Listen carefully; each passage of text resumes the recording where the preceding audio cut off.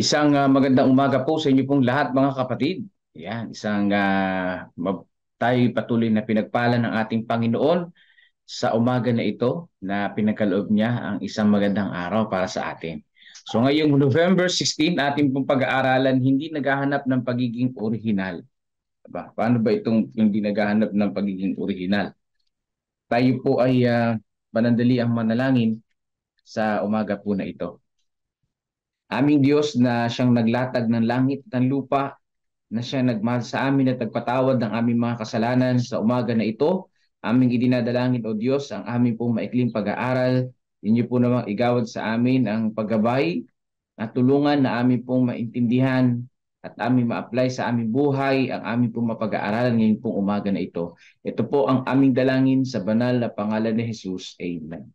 Sabi po dito sa ating pong pinaka-key text, Titus 2 verse 1. Ang sabi po dito, ngunit ikaw naman magsalita ka ng mga bagay na angkop sa mahusay na aral.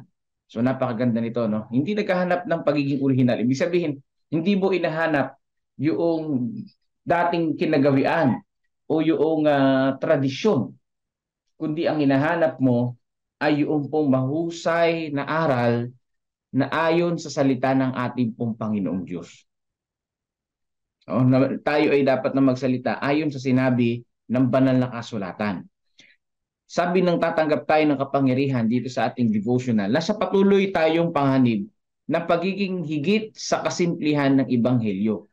May malalim na pagnanais sa bahagi ng karamihan na gumulantang sa mundo, taglay ang isang bagay na orihinal na nagbubuhat sa tao tungo sa lubos na kalagayang espiritual at baguhin ang kasalukuyang nangyayaring karanasan. So dito po mga kapatid ko, no, ay sabi dito, mayroong malalim na ninanais ang mga tao. At itong ninanais ng mga tao, karamihan, ay yung pong tradisyon. Pero mayroon pang mas original diyan. At yan nga po yung ating Panginoong Diyos. Ibig sabihin, mayroon pang bago yung mga tradisyon na yan lumabas, ay nariyan na ang ating pong tagapagligtas. Totoong may malaking pangangailangan sa kasalukuyang kalagayan ng karanasan, sapagkat ang kabanalan ng katotohanang pangkasalukuyan ay hindi nangyayari kung paano nararapat. Ngunit ang pagbabagong kailangan natin ay magpabago ng puso at matatamo lamang natin sa individual nating paglapit sa Diyos para sa pagpapala niya. So yan ay totoo naman mga kapatid. Ano? Hindi natin matatamo yung pong spiritual sa pamamagitan lamang ng kung ano-ano mga bagay, kundi ito'y personal na paglapit sa Panginoong Diyos, sa tunay na Diyos mga kapatid. Naalala nyo ba yung mga sinasabi ng mga tao na kapag ikay nasa kagipitan, lahat ng santo tatawagin mo. Meron pa nga isa na sinasabi na kahit Diyos ng ganitong relihiyon, tatawagin mo para lang sagutin ang iyong panalangin dahil desperado na. Pero hindi ganun mga kapatid. No? Sagutin man tayo o hindi ng ating Panginoon, isang Diyos lamang ang dapat nating tawagin. Walang iba kundi ang ating Panginoong Diyos na gumawa ng langit at ng lupa. Ayan. Dapat personally kilala natin ang ating tagapagligtas na siyang naglikha sa atin mga kapatid. Madali lang naman ma-identify. Yung mga Diyos-Diyosan, mga Diyos-Diyosan na yan na ipiniposisyon kapag piyesta, hindi po yan ang tunay na Diyos. Hindi po yan ang tunay na Diyos. Ang tunay na Diyos ay gumawa ng langit at ng lupa mga kapatid. Sa pamagitan ng paikiusap sa Kanya para sa Kanyang kapangyarihan, sa pamagitan ng taimtim na pananalangin na dumating ang Kanyang biyaya sa atin at mabago ang ating mga karakter. So sa ating devotional talagang idinidin ito, no? Yung panalangin at pagbabago ng karakter. Yung original nating karakter mga kapatid, nung tayo ay isilang, tayo ay makasalanan, madamot at ganito, ay hindi na dapat natin yung balikan. Kundi ang dapat nating tingnan ay yung pong pinagmulan natin. At yun ay ang ating Panginoong Diyos na lumikha ng ating pong buhay. Yun ang dapat nating masundan na karakter. Bakit kailangan ng ating panalangin mga kapatid? Bakit? Dahil kailangan na mag-ugnay tayo sa ating Panginoong Diyos na lagi dapat nating ipinapanalangin, Panginoon, ay patawarin niyo po kami sa aming kasalanan. Ang inyo pong karakter nawa, ang amin pong patuloy na maisabuhay. Yun po ang pinaka-the best, mga kapatid, no? Maisabuhay yung karakter mismo ng ating pong Panginoong Diyos. Ito ang pagbabagong ating kinakailangan ngayon, sabi diyan. At para maabot ang karanasang ito, dapat tayong magsikap ng buong lakas at magpakita ng buong pusong pagiging maalab. Dapat tayong tumawag ng may totoong sinseridad. At ano ang aking gagawin para maligtas? Dapat nating malaman kung ano ang mga hakbang ang ating nilalakaran tungo sa langit. Ibig sabihin, nakukuha ko dito sa ating devotional, kinakailangan maging seryoso tayo, mga kapatid ko, no? Hindi lang basta tayo ay sumasamba sa ating Panginoong Diyos. Hindi lamang basta tayo ay nagdi-devotional. Hindi lang basta tayo nagsasaliksik, kundi dapat mayroong sinseridad na ating pong inaalam ang mga bagay-bagay sa ating pong mga buhay. Dapat inaalam natin ang mga mahalagang katanungan tungkol sa kaligtasan ng ating pong mga buhay, mga kapatid. So dapat inaalam natin, nag-aalab sa ating mga puso't isipan yung pong pagkilala at paghahanap sa ating pong Panginoong Diyos. Yun ang number one na dapat nating makita sa ating pong buhay. Nakikita ko dito, seryoso dapat. No? Hindi siya parang kung kailangan mo lang, doon ka. Pag hindi mo kailangan, wala ka. Hindi ganoon, mga kapatid. Hindi yung kapag ka nasa bingit na ng panganib ang iyong hanap buhay, iiwanan mo ang Panginoon, iiwanan mo ang pagsamba sa Panginoon. Kapag ka ito'y tungkol na sa grade mo, tungkol na sa posisyon sa trabaho mo, hindi ka na maglilingkod sa Panginoong Diyos. Iiwanan mo na ang Panginoon, no? Hindi ka na mangingilin. Hindi mo na maalala ang Panginoon. Hindi po ganoon, mga kapatid. Hindi lamang po sa kasiyahan na alala ang Panginoong Diyos, o hindi lamang po sa kalungkutan, kabiguan na alala ang Panginoong Diyos. Sa lahat ng aspeto ng ating pong mga buhay, makikita naman yung sinseridad natin. Karamihan kasi sa mga tao ngayon, tumatawag lang sa Panginoong Diyos kapag mayroong matinding pangangailangan. Kapag mahigpit ang pangangailangan, doon lalapit sa Panginoong Diyos. Doon kunyari susunod sa kalooban ng Diyos. Well, mga kapatid, alam yan ng ating tagapagligtas. Okay. Ang ibang tao madadaya natin. Ha? Ang ibang tao madadaya natin. Pero ang Panginoong Diyos hindi natin madadaya sa puso't isipan natin. Alam ng Panginoon na tawag dito, tsaka ka lang lumalapit kapag ka meron kang mabigat na problema. Pero kapag ka sagana ka, kapag ka ikaw ay maraming kayamanan, hindi mo makuhang lalapit sa Panginoong Diyos. Alam yan ng ating tagapagligtas. No? Hindi natin siya maluloko, mga kapatid. Kaya dito, no, inihingi yung sincero ng ating pananampalataya, yung sinseridad ng ating pong pananampalataya. Bakit? Dahil seryoso rin ng Panginoon sa kanyang pangako na siya ay muling babalik, mga kapatid. So kinakailangan seryoso rin tayo sa pananampalataya sa ating Panginoong Diyos. Ang problema, masilaw lang tayo ng kayamanan, ng posisyon sa mundong ito, makalimutan na natin ang Panginoong Diyos. At kapag meron ka ng pangangailangan, may malubha ka ng sakit, tsaka lang tatawag sa Panginoong Diyos. Tsaka lang mangako sa Panginoon, Panginoon, pagalingin mo lang ako. Gagawin ko ang lahat ng ito. Hindi naman masama yun. Pero kung ikaw ay magpapromise sa Panginoon, yun na lang yung chance, di ba? Tuparin mo, di ba? Yun naman talaga yung dapat tuparin. May nangako ka sa Panginoong Diyos. So, ganyan talaga ang realidad ng buhay. Yung mga Israelites, ganyan ang kanilang buhay. Yung sa aklat ng Judges, paikot-ikot lang yung buhay nila. No? Kapag sagana, nakakalimutan ng Diyos. Kapag may problema, lalapit sa Panginoong Diyos, hihingi ng tawad. Pagkatapos mapatawad at sumagana, no? Gagawa na naman ang pagkakasala, makakalimutan ng Panginoong Diyos. At kapag dumating na naman sa matinding pagsubok, tsaka tatawag sa Diyos. So ganun, paulit-ulit lang ang bahay ng Israel. Pero ang haba ng pasensya ng Panginoon. Pero syempre, wag na natin gayahin yung bahay ng Israel. Ngayon pa lang, magpakaseryoso, pagpakatino na tayo. Di ba, mga kapatid, no?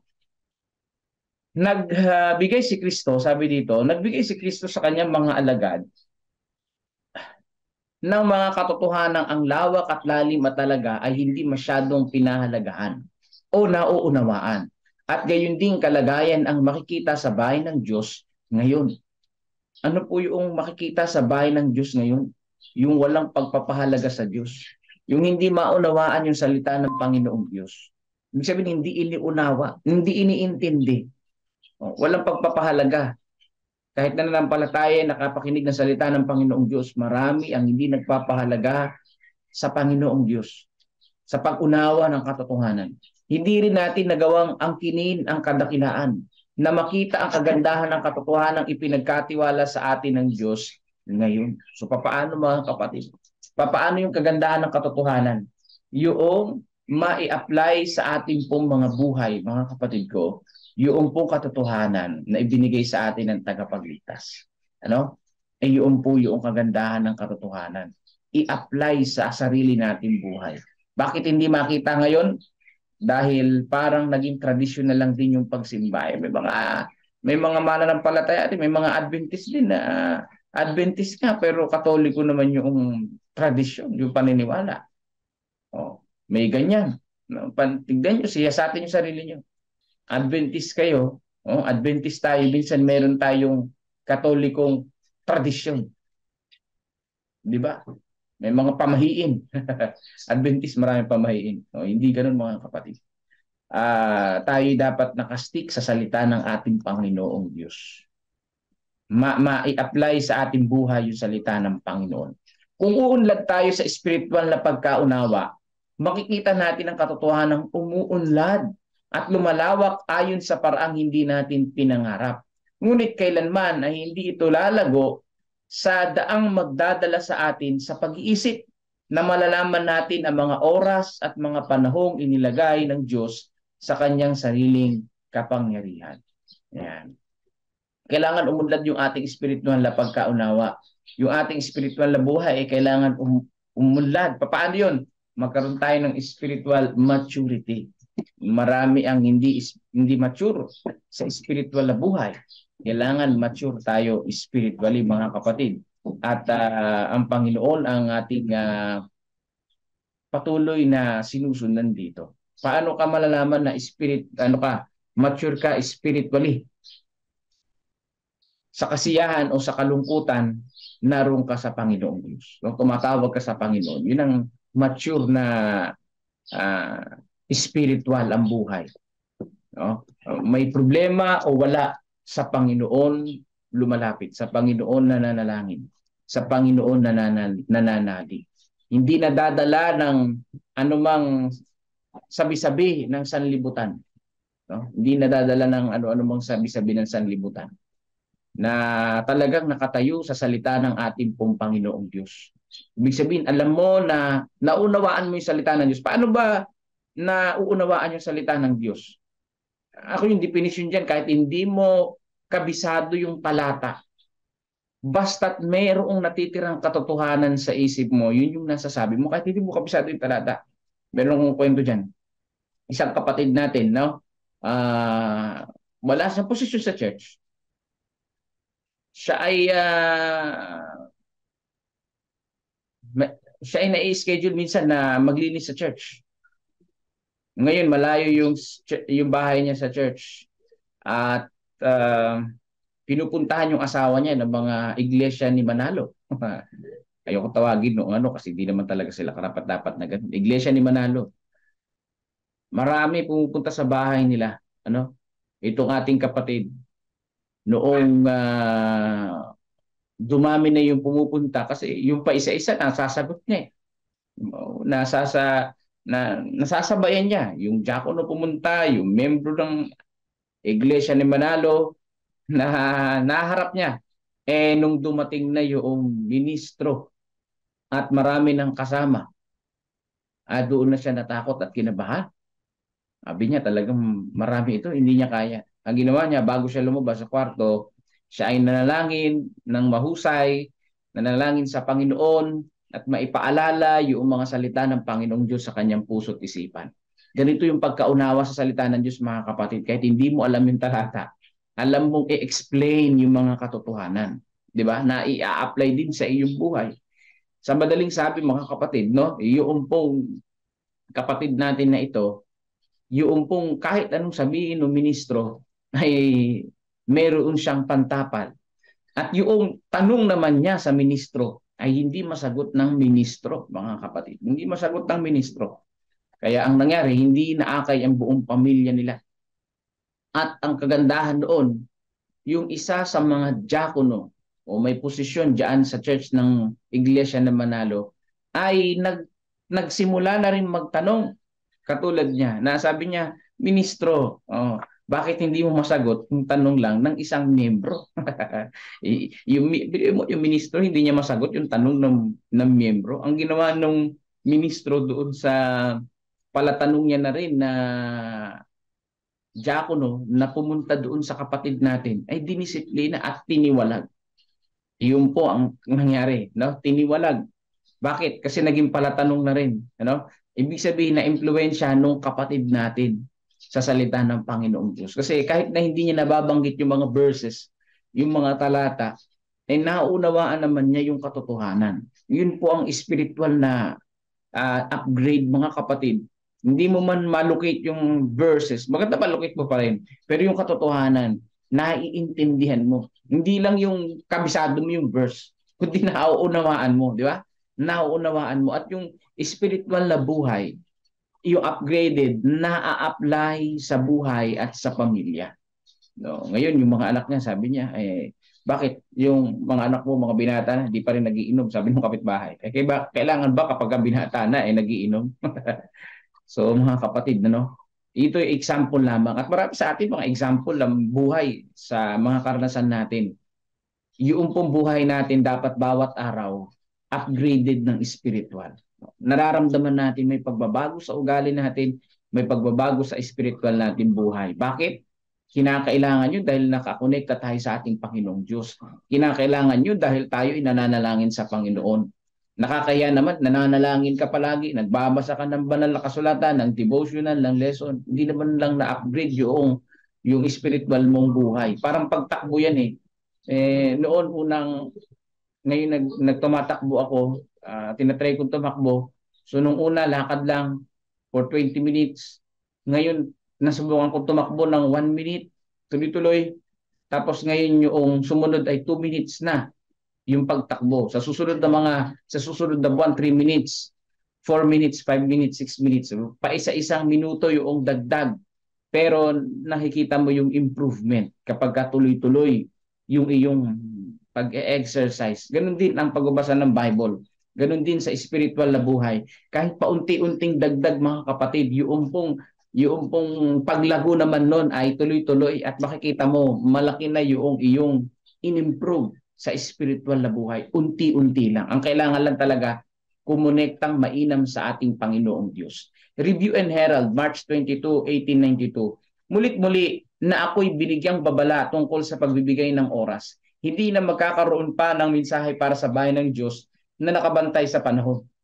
So mga kapatid, hindi mahalaga ngayon yung panahon. Ang ibig sabihin, hindi mahalaga yung eksaktong pagdating ni Jesus. Ang kailangan yung paghahanda natin sa pagdating ni Jesus.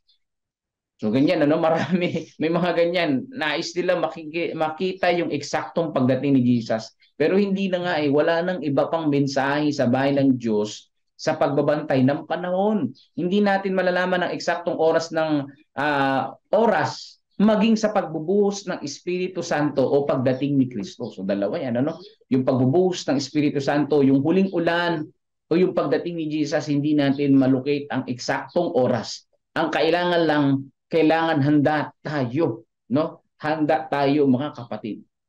Katulad niyan, yung mga bahay po ninyo, mga bato. Bakit? Dahil hindi nyo alam ang eksaktong oras ng pagdating ng bagyo. Anytime pwedeng ibalita yan. Tsaka ka lang ba maghahanda ng bahay mo kapag ka in-announce na sa TV na may bagyo na paparating? Huli na. Hindi mo na magagawang maglagyan na matibay na bubong, matibay na pader yung bahay mo. Matagal pa lang gawin mo na yung bahay mo, maihanda mo na. Ano man ang dumating na unos, nakahanda ka. Eto mga kapatid, kailangan ngayon pa lang na parang payapa ang ating sanlibutan. Maganda na tayo sa pagdating ni Jesus Christ. Huwag pa banjing-banjing, maging seryoso. I-upgrade natin palagi ang ating pong spiritual na buhay. Dahil yan naman ay unlimited at wala pong ceiling yan. Kundi yan ay for eternity na spiritual na pamumuhay. Ngunit ikaw naman magsalita ka ng mga bagay na angkop sa mahusay na aral. Yan ang pinaka-the best dyan. Yung pong salita ng Panginoong Diyos kapag napag-aralan, kailangan sabihin. Hindi lamang basta sabihin, kundi isabuhay. Isabuhay. Hindi ka makakapangaral sa inyo kung alam mo lang ang salita ng Diyos, pero nakikita sa buhay mo, iba sa sinabi ng Diyos. Di ba? Iba sa sinabi ng Panginoong Diyos kung ang pamumuhay mo taliwas. So kinakailangan ng ating Panginoong Diyos ang mahusay na parte ng ating pong mga buhay sa umaga na ito. Hindi naghahanap ng pagiging original, kundi ang hinahanap ay ang ating Panginoong Diyos. Seryoso sa pananampalataya. So ngayong umaga, patuloy natin idalangin si Pastora Jade Hintay na mga haral dito sa Homestead, part 2.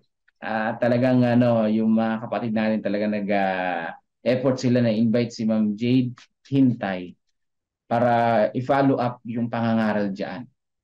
O nga naman sa lugar na yan na pinagpanaan, Latayng Church. Marami ang mga tao. At marami pa ang pwedeng pangaralan mga kapatid. Isama natin sa panalangin yung mga church planting site sa ating pong area. At syempre po yung mga panukalang, yung praise program ng Central Luzon Conference sa atin. Tayong lahat ay pupunta doon December 1 to 3. So sagot ng Central Luzon Conference yung lunch ng mga kapatid. Para lang sa ganoon yung mga kapatid, hindi na nagluluto sa camping. Kapag tanghali, nakikinig na nagluluto, hindi na. Mayroon na ipoprovide yung CLC. So tayo po pumunta doon mga kapatid ko, December 1 to 3. So tayo ngayon ay mananalangin. Papangunahan tayo ni Brother Melvin Bilisano sa isang awit papuri sa ating pong Panginoong Diyos. Magandang umaga po sa inyo pong lahat at patuloy tayong pagpalain ng ating pong tagapagligtas. Amang banal, makapangyarihan sa lahat. Una-una ay patawad po. Kung kami man ay napagkunyari, kung kami man ay hindi sincere sa aming pananampalataya.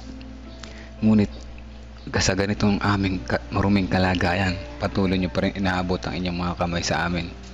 Pang kami sagipin sa pagkakalunod, pang kami ay inyong hatakin sa aming pagpapabaya. Ay, salamat sa mga umaga na laman ng devotional na patuloy nagpapaalala sa amin na kami ay isang hindi karapat-dapat, ngunit kayo patuloy na abot ang aming mga kamay. Sa umaga na ito, sama-sama naming aabutin ang inyong kamay. Nais namin na samahan kami ng Holy Spirit sa aming kalagayan na ito na makasalanan. Kami ay unti-unti magbago, patuloy na maging tapat, sincere sa pananampalataya, sa paglilingkod po sa inyo. Salamat sa mga walang sawa na mga pagbibigay sa amin ng mga atensyon, reminders at mga blessings sa bawat umaga. At ramdam po namin ang inyong pagmamahal.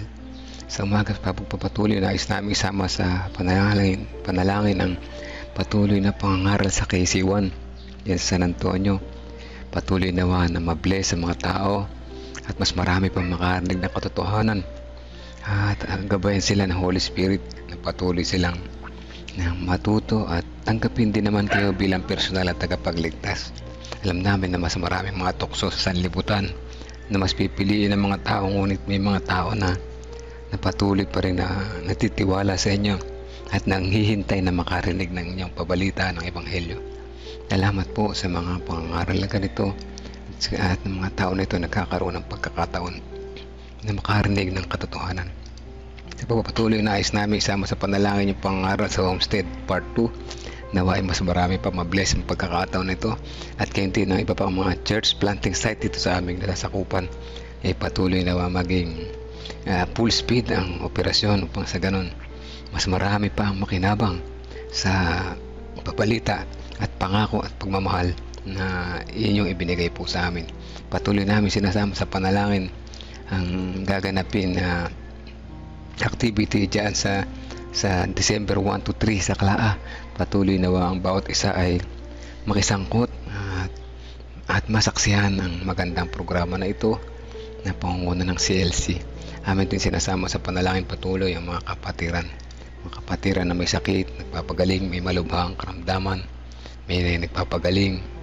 Ang aming mga kapatiran na ito ay patuloy na nagtitiwala po sa inyo. Amin nilalapit ang kanilang mga pangalan at inyo na hipuin sila, kami na inyong mapagpagaling na kamay. Unang-una si Tatay Uling, kasama na rin ng mga magulang, ang mama ni Pastor sa kahinta, gayon din ang request, ang prayer request na patuloy na inalapit namin sa inyo na magkaroon ng baby, sina Pastor, Brother Kevin, Brother James at iba pang mga kapatiran na naghihintay ng kanilang anak. Gayon din ang apo ni Nanay Pina na nasa ospital, Sister Erica sa kanyang pagdadalang tao, si Inang at Itang ni Brother Kevin na may pneumonia, Sister Nessie Fernandez na may nagpapakimo, gayon din si tatay ng friend ni Brother Kevin na ganoon din, may cancer siya, at pamangkin ni Nanay Pina na naksidente, si Brother Denmark Aranas, si ating Sibilia Irelia Bourbon, at si Sister Jennifer Eusebio Pascua, Corazon Mina, Imelda Eugenio, si Sister Jaime Kilantang, Jennifer de la Cruz, Ate Esther Lopez, Brother Benjamin, Brother Montigamboa, si Sister Lita Dayan, at si Ate Grace Samano. Mga pangalan po na ito ay nasa malubhang kanilang kalagayan at sila ay patuloy na nagtitiwala po sa inyo ng kagalingan na nagmumula po sa inyo, hindi lamang pang physical, ganti naman pang spiritual. Pagpapatuloy na ayos namin sama sa panalangin ng kalakasan ni Kuya Bobby, Ate Lorna, Ate Gigi Concepcion, Gregorio Santin, Tatay Pentong, si Kuya Mike, si Pichi sa kanyang patuloy na pagpapagaling, pamilya ni Sister Rose Cruz Encarnado, si Brother Renato Santos, gayon din si Brother Romnick Francisco Olivia at Rebecca Francisco, kasama na rin si Precious Cabasog, Princess Yorquina RC, Sister Nena, Tia Aning, Tia Aurora, din si Ate Sally Sanchez, Janet Montevero, Gina de Guzman, Arturo Tuque at Erlinda Tuque. Mga kapatiran po nito ay patuloy namin nilalapit sa inyo na hipuin patuloy kami na inyo mapagaling na kamay at ilayo sa anumang kapahamakan. At kayo din ang mga kapatiran na may karamdaman pang espiritual, patuloy na ang mga banal na anghel ang lumapit, kumatok sa kanilang puso at isipan at muli namin makasama sa paglilingkod at paghahanda sa nalalapit na inyong pagdating. Patuloy namin sinasama sa panalangin ang kapatiran na nakikinig ngayon. Inyo naman pagpalain naming buong maghapon. Pangunahan kami sa aming pag-iisip, pananalita at magawa upang kami maging karapat dapat po sa inyo. At naway ang aming pagiging sincere sa aming paglilingkod, pananampalataya ay patuloy na mga ibabaw sa tulong po ninyo, Ama. Maraming salamat sa pagdinig sa aming panalangin. Muli, patawad po kung saan kami nagkulang at nagkasala. Itong lahat ay aming inihiling at ipagkaloob nawa sa amin, alang-alang sa inyong kalooban at hindi ng aming kagustuhan. In Jesus' name, Amen. Amen.